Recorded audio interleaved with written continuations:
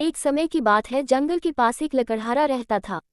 वो जंगल में लकड़ी इकट्ठा करता था और उन्हें पास के बाजार में बेचता था कुछ पैसों के लिए। एक दिन की बात है, वो एक पेड़ काट रहा था। तभी हुआ ये कि गलती से उसकी कुल्हाड़ी पास की एक नदी में गिर गई।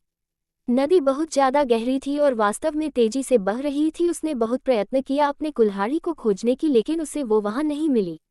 अब उसे लगा कि उसने कुल्हाड़ी खो दी है। वही दुखी होकर वो नदी के किनारे बैठकर रोने लगा। उसके रोने की आवाज सुनकर नदी के भगवान उठे और उस लकड़हारे से पूछा कि क्या हुआ।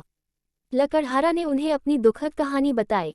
नदी के भगवान को उस लकड़हारे के ऊपर दया आई और वो उसकी मेहनत और सच्चाई देखकर उसकी मदद करने की पेशकश की। वो नदी में गायब हो गए और एक सुनहरी कुल्हाड़ी वापस लाया, लेकिन लकड़हारे ने कहा कि यह उसका नहीं है।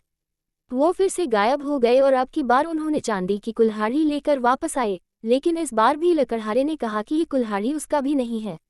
अब नदी के भगवान पानी में फिर से गायब हो गए और अब की बार वो एक लोहे की कुल्हाड़ी के साथ वापस आ गए। लकड़ी का कुल्हाड़ी देखकर लकड़हारा मुस्कुराया और कहा कि यह उसकी कुल्हाड़ी है। नदी के भगवान ने लकड़हारे की ईमानदारी से प्रभावित होकर उसे सोने और चांदी की दोनों कुल्हाड़ियों से भेंट किया। सीख: इस कहानी से हमें ये सीख मिलती है कि ईमानदारी सर्वोत्तम नीति है।